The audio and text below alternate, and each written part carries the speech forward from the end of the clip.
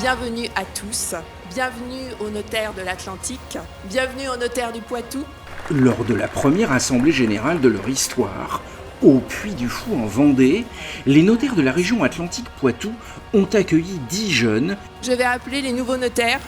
qui s'engagent dans leur profession. La compagnie des notaires d'Atlantique-Poitou prend acte de vos affirmations et de vos engagements et est heureuse de vous accueillir en son sein. Je vous souhaite la bienvenue chez les notaires de France. Un moment émouvant pour Mégane Calandro, une nouvelle notaire salariée dans la Vienne. Ça me fait très plaisir de prêter serment devant tous mes confrères et consoeurs. Je me dis que c'est un honneur parce que prêter serment devant ses pairs, c'est toujours super, je trouve. L'aboutissement de beaucoup d'années d'études, de travail et voilà, la consécration, quoi. Pour cette jeune femme, fille d'agriculteur, devenir notaire, c'est un engagement qui vaut le coup. C'est un métier très épanouissant qui nous permet de connaître de nouvelles choses tous les jours. Clément Boucherie, notaire à cause. Prêter serment, ce n'est pas anodin pour un jeune notaire comme Clément Boucherie.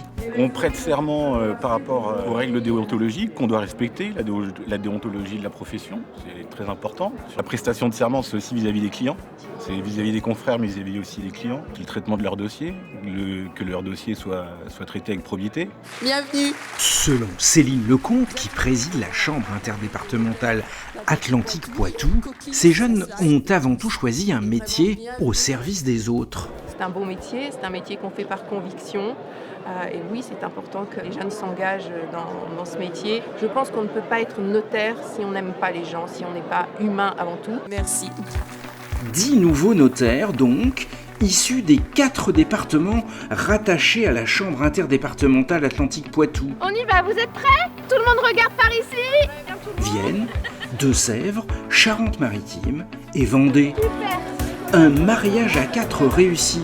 Impeccable, c'est tout bon. Car pour tous ces notaires rassemblés au Puy du Fou, c'était une évidence. On ne peut pas rester séparés les uns des autres, on était destinés à être unis. On a des points communs, beaucoup de points communs, un territoire qui nous unit et puis ça va nous permettre d'être beaucoup plus forts. Car la fusion de 4 chambres départementales dans une chambre régionale présente des avantages. J'imagine qu'on aura plus de poids pour faire de la communication, des choses comme ça. En tout cas, merci à vous tous.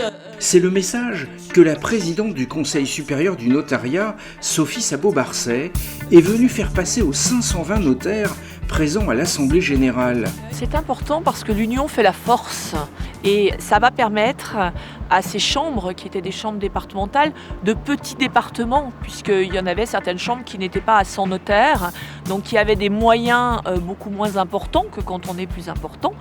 Donc ça va permettre de se professionnaliser et d'offrir aux notaires qu'ils représentent et donc qui font partie de cette chambre interdépartementale Atlantique-Poitou des actions, des outils qui leur permettront peut-être de se développer davantage.